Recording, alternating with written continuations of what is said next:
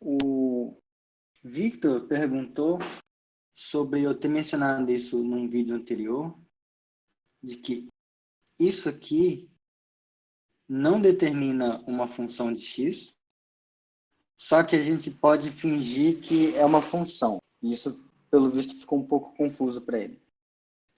E, de fato, é um tanto confuso, mas talvez se eu ir para o GeoGebra, melhore. Estão vendo a tela direitinho, né? Sim. Tá. Então, olha que quando a gente coloca aquela relação y menos x igual a zero, o que a gente ganha é essa parábola deitada aqui. E para ser uma função, para cada valor de x que a gente coloca, tem que corresponder um único valor de y. Acontece que nesse caso, para essa relação, a gente não tem essa unicidade do y. Algebricamente, isso segue por conta disso aqui, ó. Quando a gente tem isso, a gente quer tentar de toda forma isolar o y, para deixar só y aqui em função do x, o que a gente faz é passar a raiz dos dois lados. Correto? Raiz quadrada. Só que a raiz quadrada de y é o valor absoluto, é o módulo de y. E o módulo de y é uma coisa que a gente define como sendo o próprio y, se o y for maior ou igual que zero, e menos y, se o y for menor que zero. Estão acompanhando até aqui? Sim. Tá. Aí, qual a treta? Como a gente quer deixar o y sozinho, a alternativa que a gente tem é separar isso em duas expressões. Então, a gente tem o jeito usual, então a gente meio que escreve assim, né? Ó. A gente escreve esse cara como sendo mais ou menos y. É meio que um roubo, mas a gente escreve assim. Quando a gente vai fazer direitinho dessa forma, o que isso diz pra gente é que a raiz de y ao quadrado vai ser... Isso aqui vai depender de dois casos. Vai depender do caso onde o y é maior ou igual que zero e do caso onde o y é menor que zero. Então, se y é maior que zero, maior ou igual a zero, então a gente expressa o y como sendo o próprio raiz de x. Se o y é menor do que zero, aí a gente expressa o y como sendo menos raiz de x. Porque nesse caso, onde y é menor que zero, a gente ia ter o quê? A gente ia ter o módulo de y igual a menos y. Por outro lado, menos y é igual a raiz de x. Como a gente quer deixar só o y, esse sinal passa para cá. E aí fica isso aqui. Então, o que a gente obtém aqui são essas duas expressões.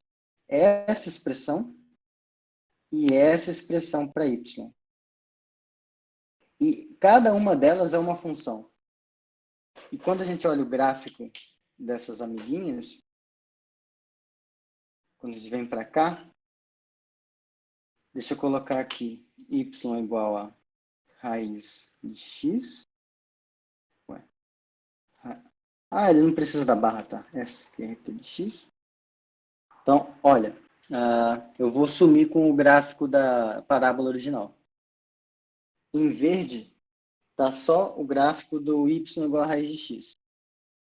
Isso é o gráfico de uma função. Para cada x tem um ponto só na imagem. Agora, se a gente faz o y igual a menos raiz de x, o que a gente ganha, deixa eu assumir com os outros dois, é essa outra parte, que também é uma função.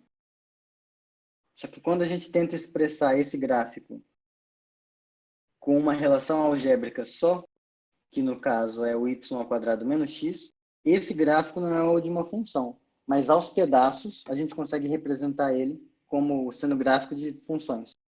Melhorou?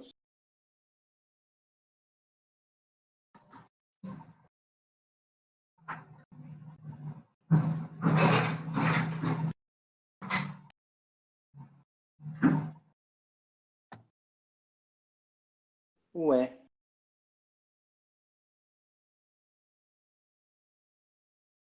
Eu vou assumir que isso foi um sim.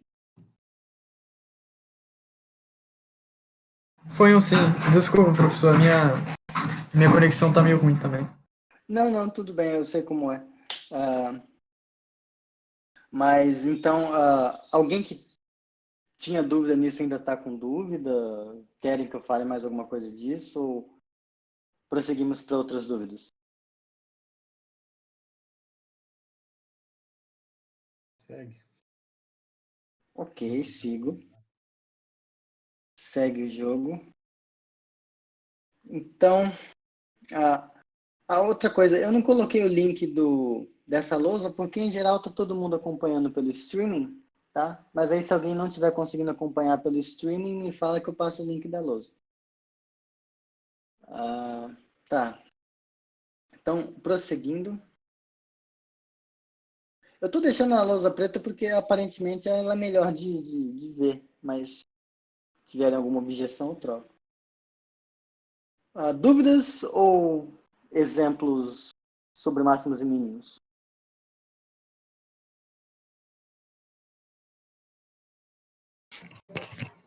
Faz exemplo. Tá bom. Então, Professor, tem uma Oi. coisa que eu queria falar que não é nem dúvida nem. Na playlist de cálculo, o último vídeo, que é a parte 8, se eu não me engano, você colocou 2 vezes. Ele tá dobrado? Isso. Nossa, que droga. Tá bom. Eu vou reeditar e resubir. Obrigado. Não, não. Ele não tá dobrado. Você colocou ele 2 vezes na playlist de cálculo. Tá. Então eu vou tirar uma das versões dele da playlist. Valeu. Obrigado. Então, vamos lá. Primeiro, uma definição só para deixar as coisas claras. Será que vocês estão me escutando? Uhum. Sim. Tá. Sim. Não, é que deu um barulho diferente no fone, eu achei que eu não estava. Mas, ok. Então, dada uma função. Então, dada uma funçãozinha f, eu vou colocar de intervalo fechado, AB em R, mas o que a gente vai falar poderia ser para outros tipos de subconjuntos, não tem problema. Mas, dada uma função f de AB em R, dizemos que um certo pontinho, como que eu posso xingar ele? M, pertencente a AB, é máximo absoluto. Então, ele é máximo absoluto de f se acontecer isso aqui. Se a f de x for menor ou igual que f de m para todo x que pertence... Opa. Para todo x que pertence ao domínio. Então, é um ponto onde você aplica a função e ele é maior ou igual que todo mundo. Em geral, vai ser maior, vai ser estritamente maior, mas não tem problema colocar esse maior ou igual aqui. Tá? É só por frescura minha. Então, esse absoluto aqui diz respeito ao fato de que é para todo mundo no domínio da sua função. Então, ele é máximo absoluto. Em particular, o M é o máximo, e aí, tem livros que gostam de fazer essa distinção e tem professores que se importam, tá? Então, por isso eu vou falar, mas não é porque eu me importo. Mas esse cara aqui, o F do M, ele é o valor máximo. Então, o máximo é o ponto do domínio onde a função atinge o valor máximo. Valor máximo. Absoluto. Bom, se a gente repete tudo isso aqui, só que pega um Mzinho minúsculo, pertencente a AB,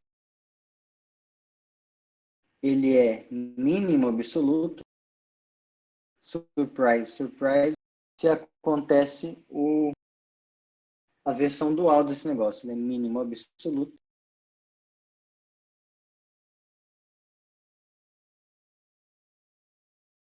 se de F,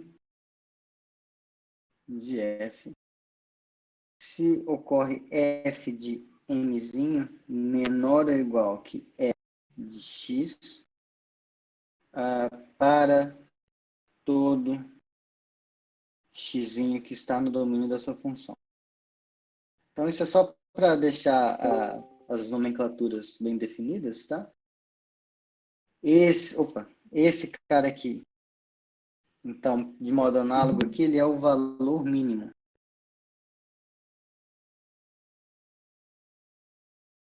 Absoluto. Até aí, nada demais. A coisa fica interessante quando a gente observa esse teorema aqui. Bom, se não me engano, ele foi provado por Weierstrass, mas eu posso estar completamente enganado. Mas eu acho que esse teorema é do Weierstrass. Weierstrass. Quem for muito preciosista aqui coloca aquela outra letra do alemão que parece um beta, tá? No lugar desse SS. O teorema é se F de AB em R. Eu tinha mencionado isso na última aula. Se a gente tem uma função real definida num intervalo fechado e limitada contínua,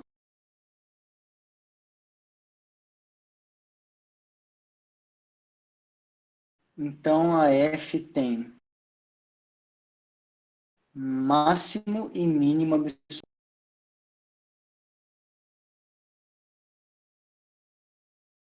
Ela tem máximo e mínimo absoluto.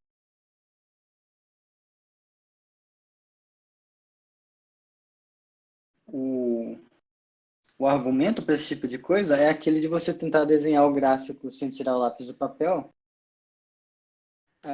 Não é a demonstração. A demonstração disso ela é um pouco mais técnica. Não cabe fazê-lo, eu acho.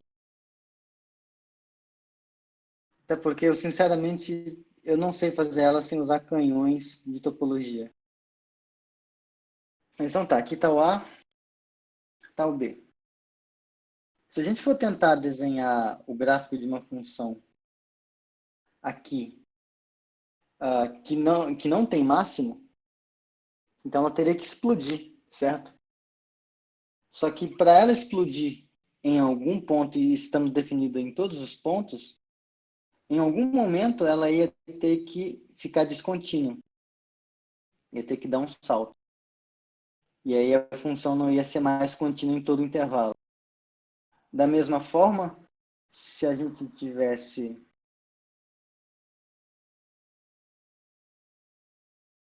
Azinho e Bzinho aqui, e quisesse fazer uma função contínua sem mínimo, ela teria que implodir em algum momento.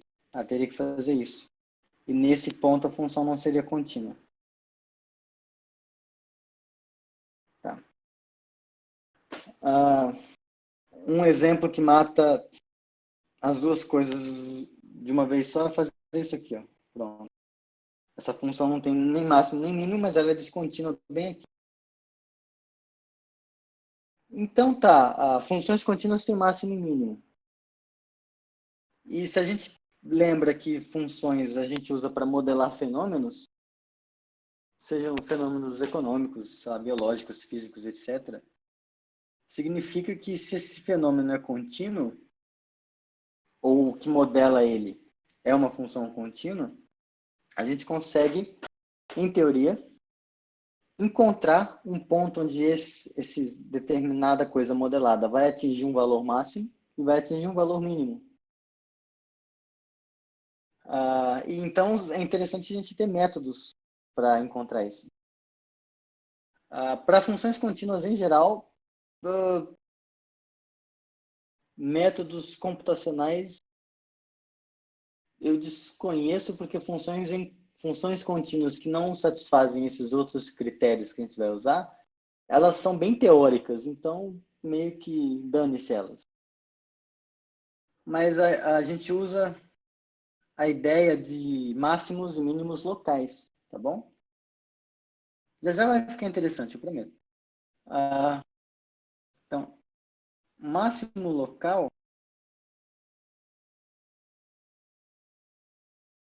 a ideia do máximo local é o seguinte: você tem a sua funçãozinha, a B em R,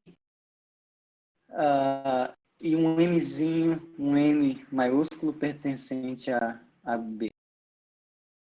É máximo local se existe um intervalo. Eu vou colocar que está no intervalo aberto, só para não pensar em intervalos diferentes. Se existe um intervalo I dentro do AB, tal que o ponto M pertence a esse intervalo, e quando você faz f de x, isso é menor ou igual que a f desse M, para todo, para todo M que pertence, para todo x que pertence ao intervalo. Então a ideia é a seguinte: um máximo local, é máximo local, esqueci de falar aqui, é máximo local. A ideia é a seguinte: vamos ver A aqui, B aqui. Aí eu vou desenhar o gráfico de uma função. Ela fez isso, aí fez uma quina, fez esse negócio, veio para cá e veio para cá. Então, essa função, eu fiz ela sem tirar o lápis do papel. Não foi do papel, foi a caneta da mesa digitalizadora. Então, ela tem máximo e mínimo absoluto. Tudo bem, a gente já sabe onde eles estão. Só para destacar aqui.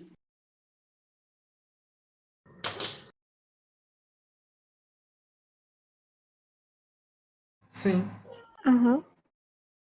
Tá, desculpa, a internet está bem intermitente hoje. Foi mal. Mas eu parei de falar, acho que no momento onde eu percebi que fiquei mudo. Né? Sim. Eu tô ficando mais esperto com isso. Então tá, como a gente estava dizendo, tem aqui o gráfico dessa função. Então, esse cara aqui é um máximo absoluto. Esse cara aqui é um mínimo absoluto. Só que há outras regiões onde a gente consegue fazer análises interessantes. Deixa eu ver se... Fit zoom. Chegando mais perto aqui, quando a gente olha esse pontinho aqui, Nesse pontinho existe esse intervalo aqui. É um intervalo bem grande, na verdade. Dá para fazer aqui e aqui. Nesse intervalo aqui que eu estou riscando de azul, quando você faz, vamos xingar esse pontinho aqui, vou colocar ele de azulzinho. Vou chamar ele de M-til. Quando a gente faz a F do M-til, ela vai ser, aqui no desenho ela vai ser maior, tá? Então vou deixar só maior. Ela vai ser maior que o F de X para todo X que a gente pega aqui. Qualquer X que a gente pega nesse intervalo, se a gente pegar o próprio M-til, aí vai ter que ser igual, maior ou igual. Tudo. Para todo pontinho que a gente pega nessa região, quando a gente olha a imagem da função, ela vai estar abaixo da F do M-til.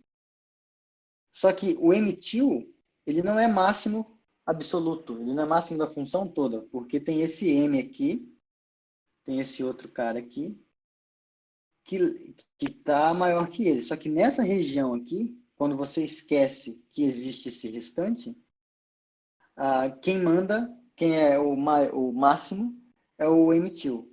Então, esse M-til, ele é um máximo local. Então,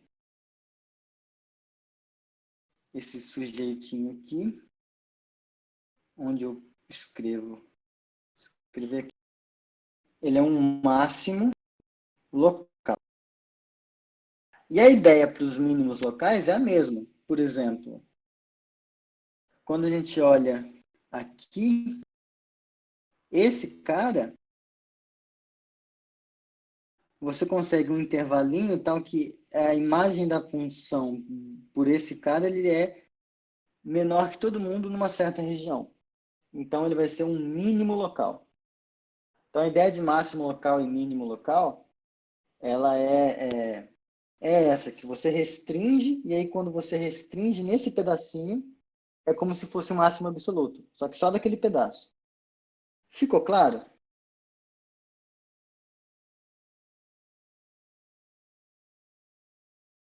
Uhum. Eu acho que ficou assim. Ficou assim. Tá. Beleza. Porque agora o truque vai ser o seguinte. Se a gente tiver, então, uma F de AB em R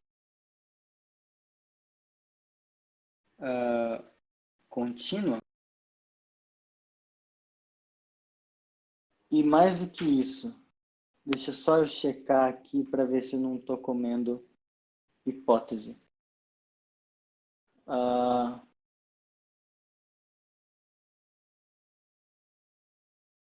Eu vou acrescentar hipótese. Se a F ela é contínua e ela é diferenciável,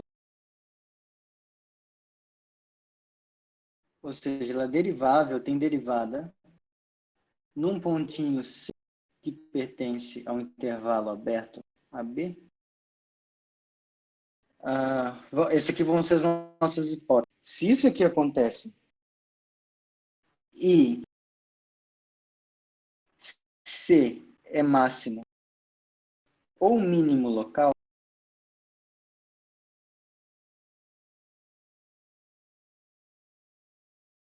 tá? Na lousa anterior, na lousa 4, eu não coloquei o que é o mínimo local, só que mínimo local é análogo. Vou colocar aqui assim, mínimo local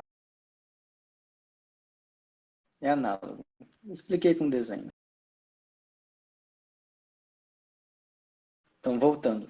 Se esse Czinho, onde a função é diferenciável, ele é um máximo ou é um mínimo local, então, necessariamente, o que vai acontecer é que a derivada da função nesse ponto é zero. Tá? A ideia, se a gente olhar nesse desenho anterior, é a seguinte. Deixa eu dar um zoom de novo. 100%. Aqui, ó. Vamos ver. Deixa eu desenhar um outro, é melhor. Que lá tá muito bagunçado, né? Desenhar outra lousa. Fazer aqui. Ah, caramba, que linha reta. Aqui.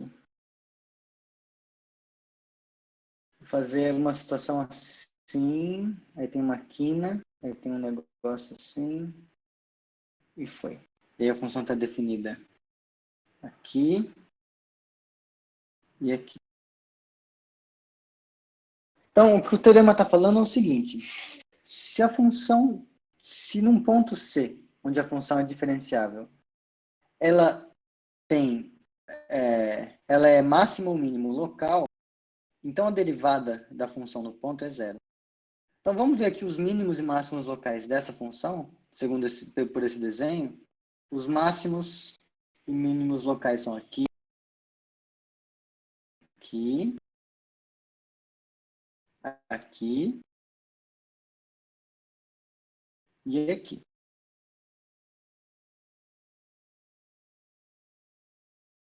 Então vamos ver. Se a gente faz a reta tangente nesse ponto na curva, ela vai ser um negocinho assim, ó. Opa, se eu soubesse fazer. Ela vai ser uma reta que é paralela ao eixo X. A mesma coisa quando você está embaixo. Quando você está num mínimo local. Aqui também. Então, a derivada está detectando isso. Onde você estava subindo, de repente parou. Se você estava subindo e a sua derivada estava assim, e de repente é porque você parou de crescer. Então, é sinal de que você possivelmente atingiu um máximo. Tá? Só que cuidado que eu vou... Há problemas nisso. Então, o que ela está falando é que quando é máximo local ou mínimo local e a derivada existe, então a derivada é zero. E isso é simplesmente retrato disso aqui. É sintoma disso aqui. Claro, pode acontecer da derivada não existir. Tipo aqui. Só que isso não é culpa do teorema. O teorema diz que se a derivada existe, então ela necessariamente é zero. Tá bom? Então, exemplo clássico de como a gente usa isso, e aí eu vou falar de onde isso aqui pode dar problema. Vamos ver, seja exemplo, né? Então, exemplo. Deixa eu pensar numa parábola negativa, voltada para baixo. Então, menos 2x² mais 3x mais 9, tá? Isso aqui vai ser uma parábola voltada para baixo. Opa! João Marcos está digitando. Será que eu estou mudo? Ah, não. Não tá, não. Eu tô te ouvindo. Tá. Não é que ele estava digitando alguma coisa, eu já fico achando que é alguém falando, você está mudo, professor. Mas não é. Então, enquanto ele digita, isso aqui vai ser uma parábola voltada para baixo. Então, alguma coisa assim. Meu Deus. Podia até jogar no GeoGebra, mas ele vai dar spoiler pra gente. Então, imagina que isso aqui está modelando alguma coisa e a gente quer encontrar o ponto de valor máximo dela. A gente sabe que essa função vai ser derivável em tudo. Então, se um ponto máximo local existir, nesse caso ele vai ser global, a derivada vai ter que ser zero. Então, o que a gente faz? Isso aqui é f de x. A gente calcula a derivada, f' de x. Professor, naquele ponto a derivada não existe porque a reta tangente ali é vertical? Então, João Marcos, aqui não. O problema é que... Deixa eu dar um zoom aqui. Eu já respondo. Eu vou voltar para o outro negócio e já respondo. Então, aqui a gente... Opa. A gente deriva essa desgraça, então fica menos 4x mais 3 e esse cara morre. E a gente quer encontrar onde está a derivada da zero. Então, a gente iguala isso a zero. Menos 4x mais 3 igual a zero. E aí, bom, x tem que ser igual a menos 3 quartos. Isso. Que dá isso. Então, agora sim, vamos ver se eu fiz certo? Fiz.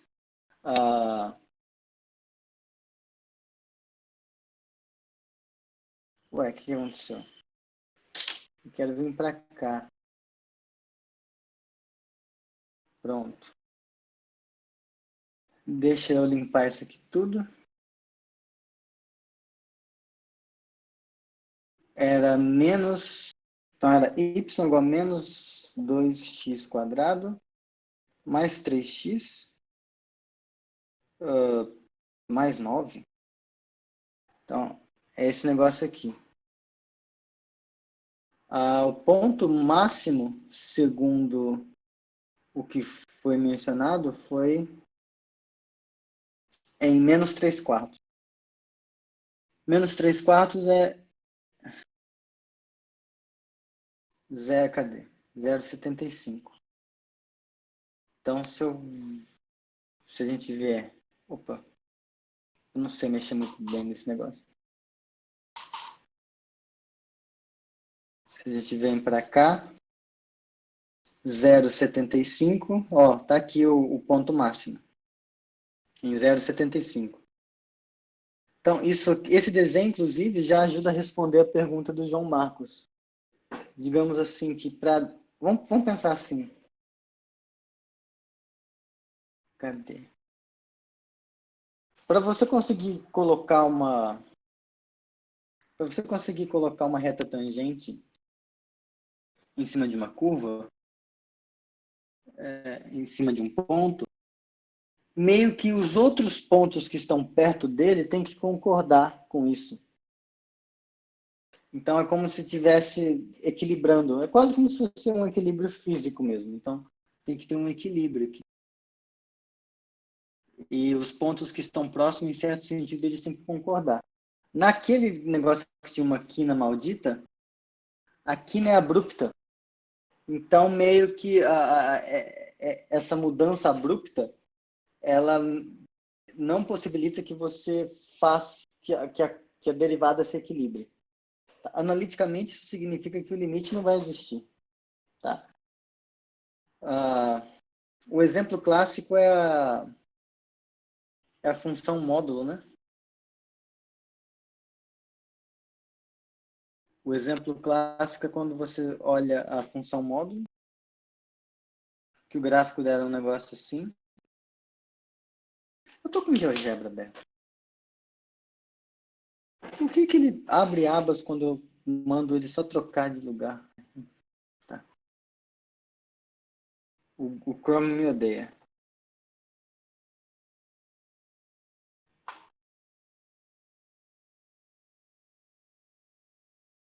Tudo me odeia.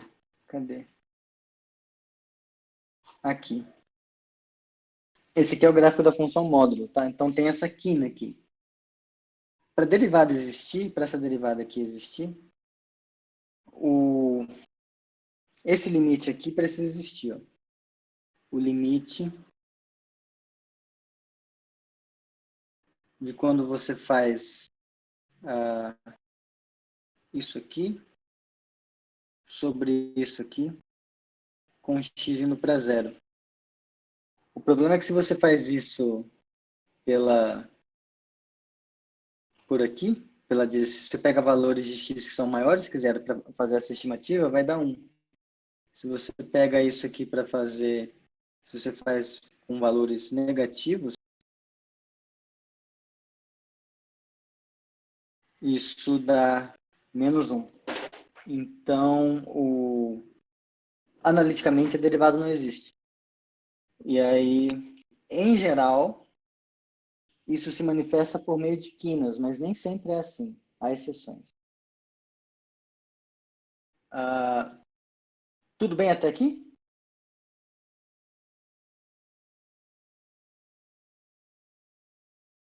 Sim. Tá, beleza. Agora, uma coisa que é importante quando a gente está nesse tipo de método destacar, é que esse resultado, que diz que se C é um número máximo ou mínimo local, e a sua derivada, e a função é derivável nesse ponto, então a derivada é zero, isso está dizendo para a gente só uma direção. Então, diz assim, isso está falando o seguinte, se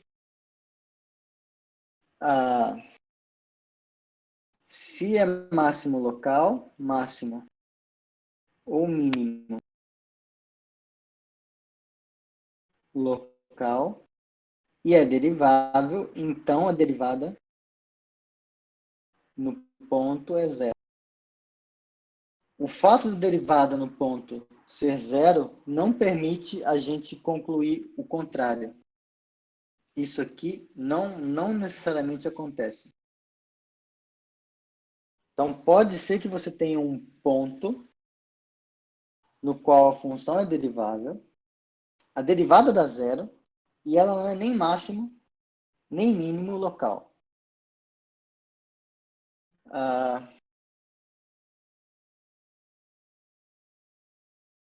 Esse cara aqui é o exemplo clássico desse negócio. Quando você faz a função y igual a x ao cubo, que ela tem essa cara aqui. Por quê? Vamos ver aqui.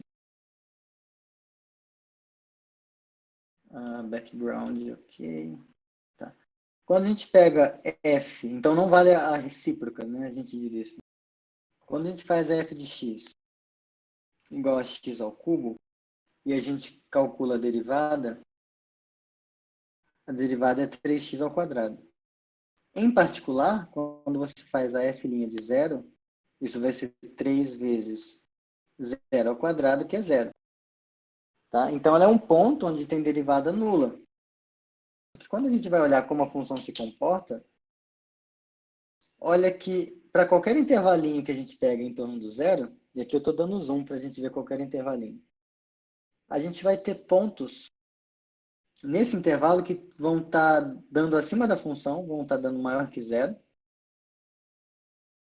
É que aqui o zoom não ajuda, mas se você pega um número diferente de zero, x quadrado vai ser diferente de zero, vai ser maior, vezes 3, isso é maior ainda. Aliás, minto, x ao cubo. Você pega um número positivo e faz x ao cubo, vai continuar positivo, então vai ser maior que zero. Se você pega um número negativo e eleva ele ao cubo, vai dar um número negativo, que é menor que zero. Então, não importa o quão perto você chegue do zero, você vai ter pontos onde a imagem da função nesse intervalo é menor que a função que você pegou. Então, ele não pode ser um mínimo. Só que você também vai ter pontos que são maiores do que a f do zero. Então, ela também não pode ser um máximo. Então, ela não é nem máximo, nem mínimo. Então, não vale a volta desse resultado. Ainda assim, é um critério útil. Esse de encontrar os máximos e encontrar os pontos de derivada zero. Tá?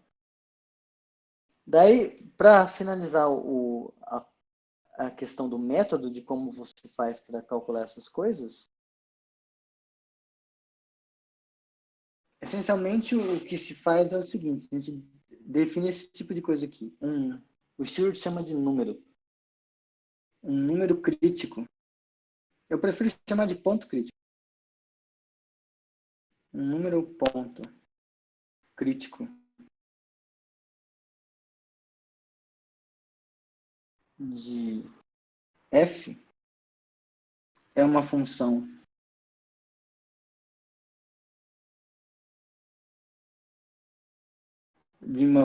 que é uma função de f é um número c do domínio, é um ponto c do domínio,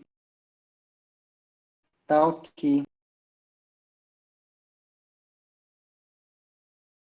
de duas uma, a função é derivável no ponto, então f' de C existe e é zero, ou f' de C não existe. Então, a função não é, ou a função não é derivável. Daí, com isso, quando a gente tem uma função razoável para encontrar máximos e mínimos, o que a gente faz é esse roteiro aqui. A gente primeiro calcula a derivada da função, certo? Isso aqui vai dizer para a gente onde existe e onde não existe. E disso aqui a gente já consegue encontrar pontos críticos onde a derivada não existe. Depois que a gente calculou a derivada, a gente encontra os Cs, onde a função é derivável, tais que quando a gente calcula a derivada no ponto dá zero. E a gente já sabe calcular, porque a gente calculou a derivada aqui. Depois, como pode acontecer de que nenhum desses caras seja um máximo ou mínimo, isso é só um alerta de que poderia ser, porque se fosse, então, isso aqui é como se fosse um teste que ele pode dar um falso positivo. No sentido de que se é máximo e mínimo, então isso aqui acontece e esse aqui também pode acontecer, de não existir. Mas se não existe ou se a derivada é zero, pode ser que não seja nem máximo nem mínimo. Então a gente precisa, depois que fez isso, fazer um novo teste, que é comparar. Então a gente compara os valores dos extremos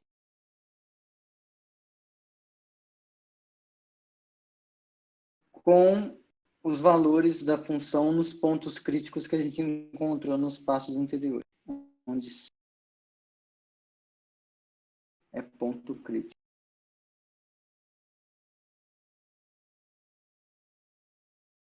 E aí, bom, se a função é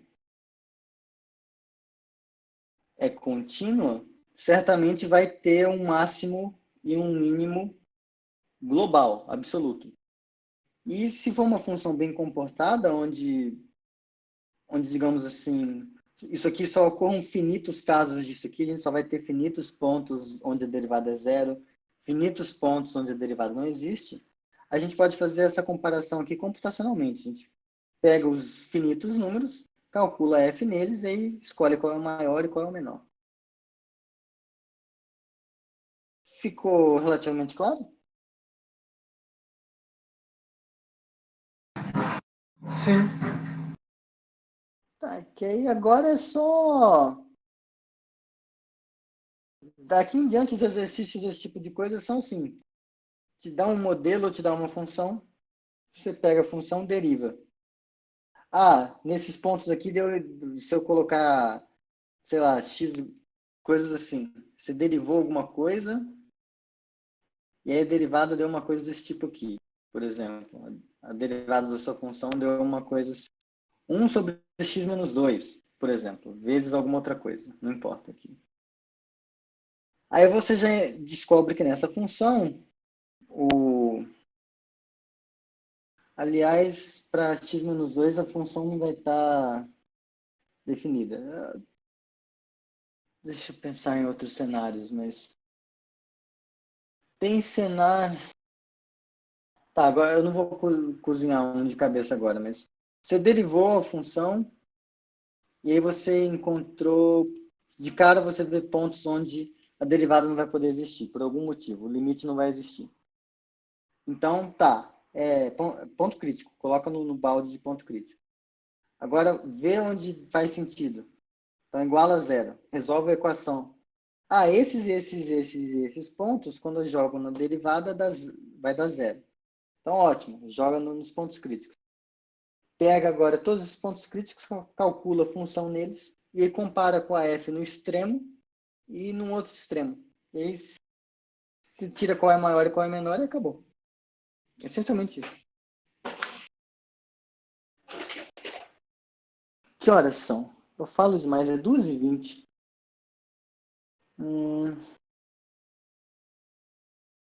Deixa eu ver se eu acho um exercício aqui no Stuart para falar com vocês. A não ser que vocês tenham alguma dúvida em particular antes disso.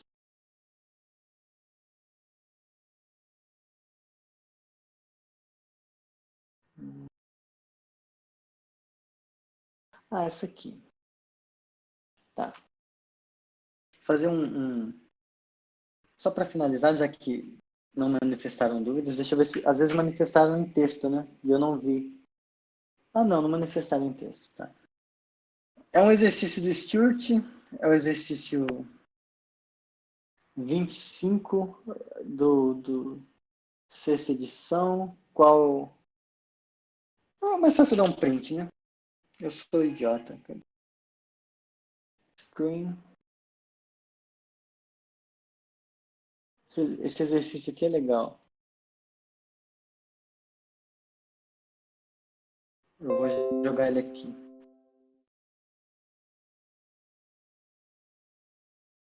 Tá? Tem um monte aqui. Que a ideia é esboce o gráfico de f à mão e use seu esboço para encontrar os valores máximos e mínimos locais e absolutos. Só que a gente não vai fazer essa história de usar a gente vai cálculo. Tá? Então, por exemplo, esse cara aqui, ó. Aliás, deixa eu fazer um que tem um intervalo definido. Esse aqui.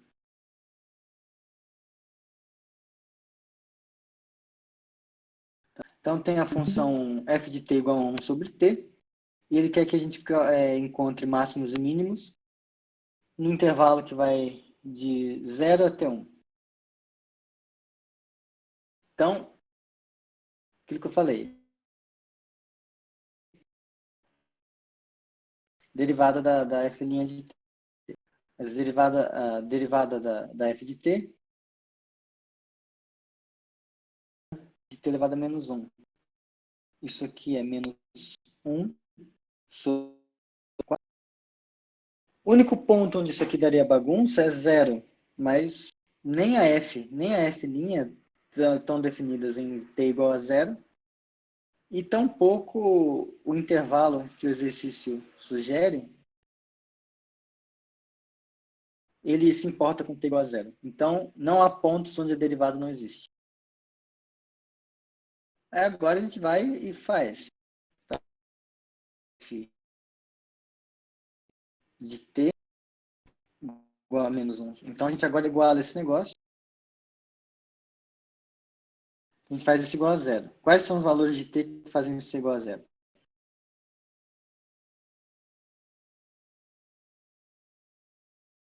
A gente pensa um pouco e percebe que não existe. O que isso está querendo dizer para a gente? Que não existe pontos críticos. Então, como nesse caso aqui o intervalo é uma função, é um intervalo aberto, isso aqui está mostrando para a gente isso aqui, ó. Y igual a 1 sobre t. Tem que ser x.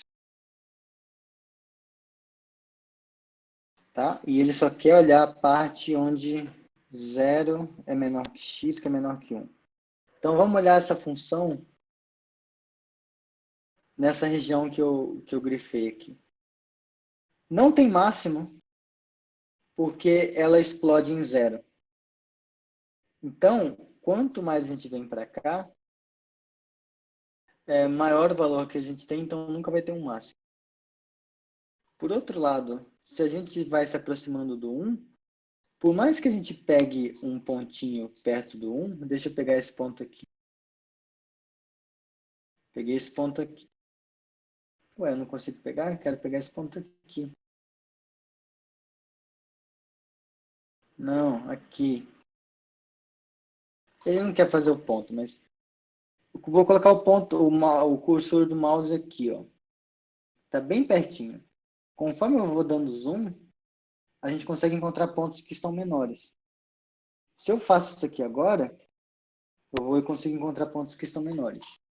Então, isso aqui é só um exemplo de que para você ter máximo e mínimo, você precisa, assim,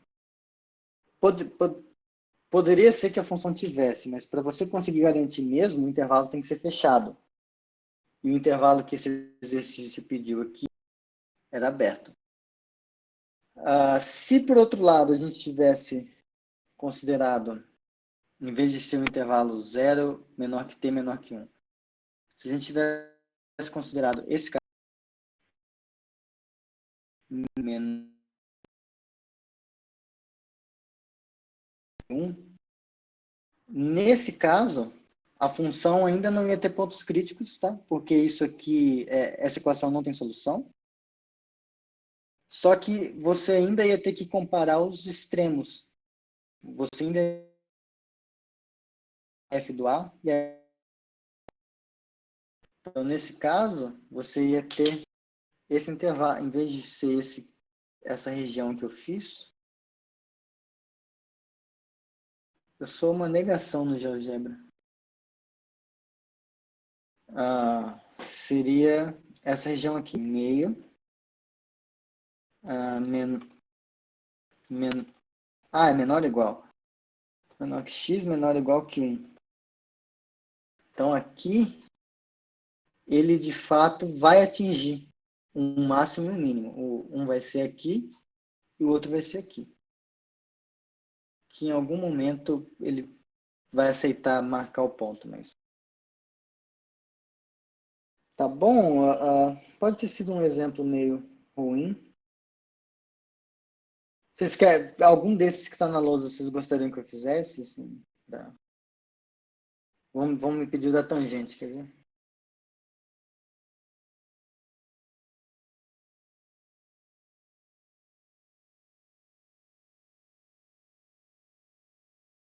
Doze, 27. O Renan, Oi. impressão minha ou você não tem mandado mais listas com ideia de exercício do Stuart? Eu não tenho mandado porque a gente está, a princípio eu estava meio que matando as dúvidas das listas anteriores, mas acho que semana que vem já tá bom de mandar, de coisa Porque nova. essa parte de máximos e mínimos, como você começou a dar agora, Sim. Eu vou selecionar uns e posso mandar por e-mail hoje ainda. não precisa de pressa para mandar hoje, não. Só queria confirmar mesmo. Tá. Mas sim, eu não tenho mandado. Mas quando der para mandar, por favor. Sim, tá. Beleza. Valeu. Mas assim, então eu vou selecionar uns exercícios sobre essas coisas, uns mais legais, que ver aqui ao vivo na hora Uhum. eu não vou achar. Já deu o horário também, 2h30. Mas acho que a parte de não a parte prática, mas a parte do porquê é assim que a gente vai fazer, meio que ficou clara.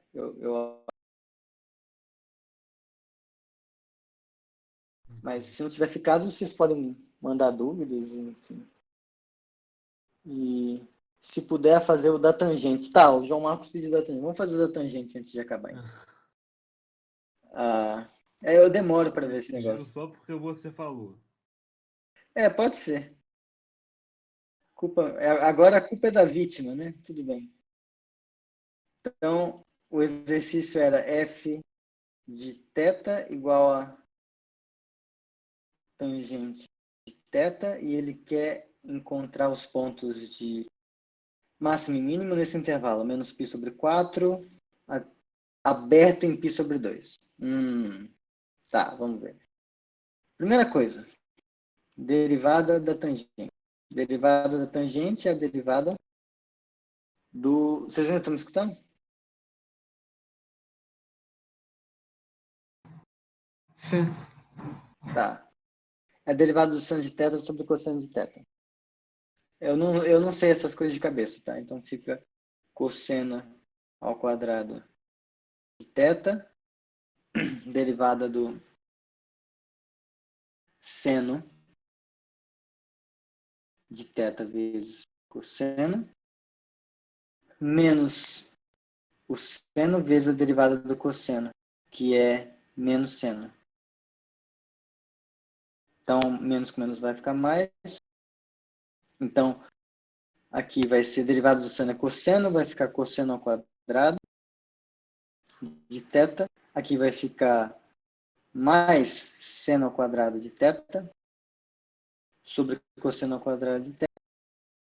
Pela famosa relação fundamental da trigonometria, eu odeio esses nomes, cosseno ao quadrado de θ, cosseno ao quadrado de θ. É 1, né? Porque isso aqui é uma versão do teorema de Pitágoras. Então, isso aqui vai ficar 1 sobre cosseno ao quadrado. Mais 1 sobre... Então, 1 sobre cosseno ao quadrado de θ.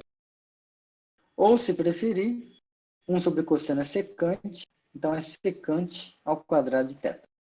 Então, encontramos a expressão geral da derivada. Agora, isso aqui dá bagunça. Vejam que esse é um exemplo interessante. Os pontos críticos vão ser onde a derivada não existe. Então, onde cosseno ao quadrado é zero, então onde cosseno de θ é zero. Cosseno de θ é zero, se e somente se o cosseno é deitado. Então, dá zero em π sobre 2, 3π sobre 2. Então, se somente se o θ é igual a π sobre 2 mais k vezes π. Tá certo? Tá, cosseno de 90 é zero. É o π sobre 2 mais coisa. Aí dá mais... Ah, não, pera. Eu não... Aí depois eu dou meia volta. Ah, eu dou meia volta. Então, mais um π. Vai ser 3π sobre 2. Ah, tá, é isso mesmo. Então, é isso aqui para cá pertencente a zero. Então, de trigonometria, a gente sabe que o cosseno de θ é zero, se somente isso que acontece. Agora, no intervalo que o exercício pediu, é menos π sobre 4 até π sobre 2. Então, a gente tem que ver nesse menos π sobre 4 quais são os momentos em que... Quantos pontos nesse intervalo vão... Quais pontos vão dar bagunça de ser daquele formato, certo? Então, menos π sobre 4, ele está aqui. Então, menos π sobre 4 não dá nenhum problema.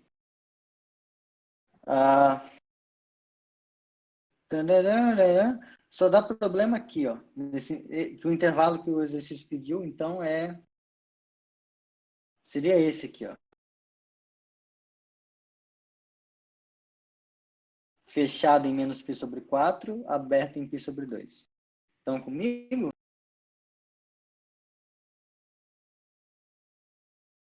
Aham.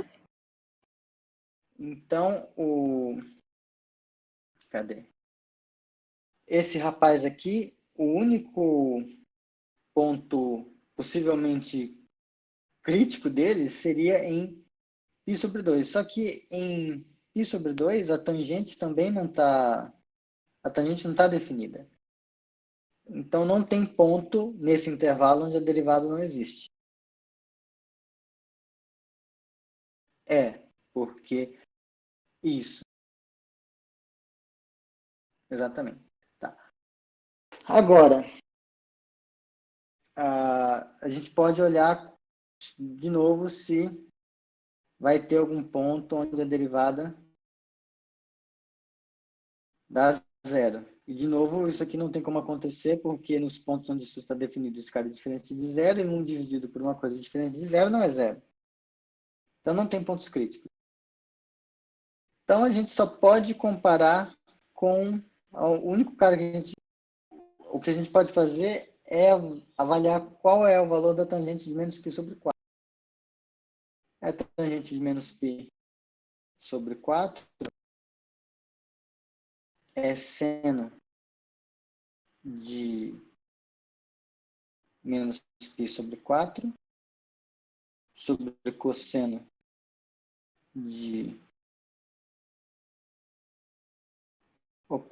menos π sobre 4,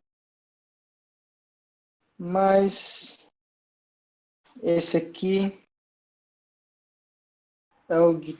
Não! Ô, Renan! Oxi, eu tô idiota. É menos 1 isso aqui. O próprio desenho tá me falando que é menos 1. Desculpa. Então, deu menos 1. Conforme a gente vai avançando aqui, aí ia ter uma questão de... Esse exercício a gente ia precisar de um pouco de análise de gráfico para fazer, de ver quando ela é crescente, decrescente. Mas, essencialmente, como a tangente aqui, a alta negativa está chegando cada vez mais perto de zero, depois ela vai aumentar, a função está crescente. Então, se ela está crescente e assumiu esse valor aqui, é porque esse cara ele só pode ser o valor mínimo. Tá? Ele vai ser o valor mínimo da função. Só para verificar, aqui, deixa eu duplicar essa janela, tá cheia de coisa aqui já. Quando a gente faz y, então y igual a tangente de x, e olha o intervalo de menos π sobre, não tem esse traço, menos π sobre 4, menor ou igual que x menor que π sobre 2, ela de fato atinge um valor mínimo aqui, bem menos 1. Só que conforme a gente avança em direção